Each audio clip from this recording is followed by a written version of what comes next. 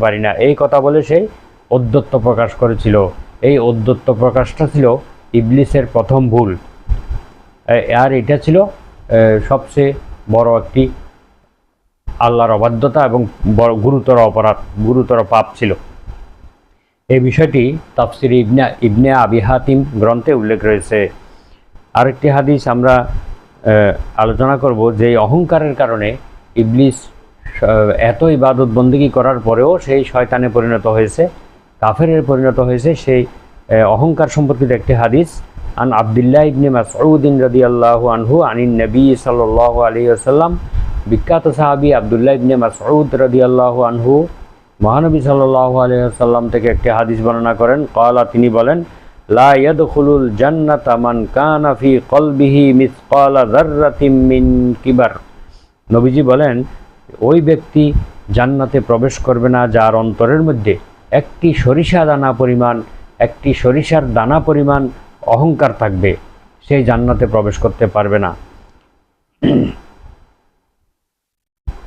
ফাকালা রাজুলুম আন্নার রাজুলা ইউহিব্বু আন ইয়াকুনা সাওবাহু হাসানান ওয়া না'লাহু হাসানা। তখন এক ব্যক্তি জিজ্ঞেস করলেন, হে আল্লাহর রাসূল, কোনো মানুষ যদি সেই সুন্দর পোশাক, সুন্দর কাপড় চোপড় পরিধানকে পছন্দ করে এবং তার একটি ভালো জুতা, দামি জুতা পছন্দ করে, তাহলে এটাও কি অহংকার হবে? ক্বালা ইন্নাল্লাহা জামিলুন ইউহিব্বুল জামাল।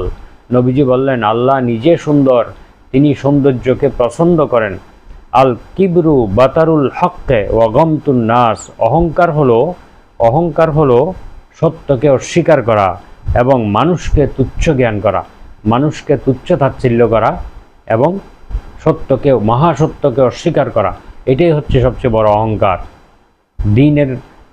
ইসলামের কথা, দ্বীনের কথা, কোরআনের কথা শোনার পরেও সেটাকে অস্বীকার করা, অবজ্ঞা করা, অবহেলা করা, এটি হচ্ছে অহংকারের চরম একটি উপায়, অহংকারের একটি চরম একটি পন্থা।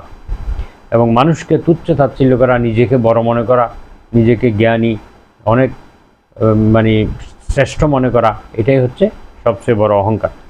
তাহলে এই অহংকার যদি কারো অন্তরের মধ্যে থাকে, সেই জান্নাতে প্রবেশ করতে পারবে না। আরেকটি হাদিস আবু হুরায়রা রাদিয়াল্লাহু আনহু থেকে বর্ণিত, তিনি বলেন, মহানবী সাল্লাল্লাহু আলাইহি ওয়াসাল্লাম ইরশাদ করেছেন, আল্লাহ তাআলা বলেন, আল কিবরিয়াউ রিদাই। এটা একটা হাদিসে কুদসি।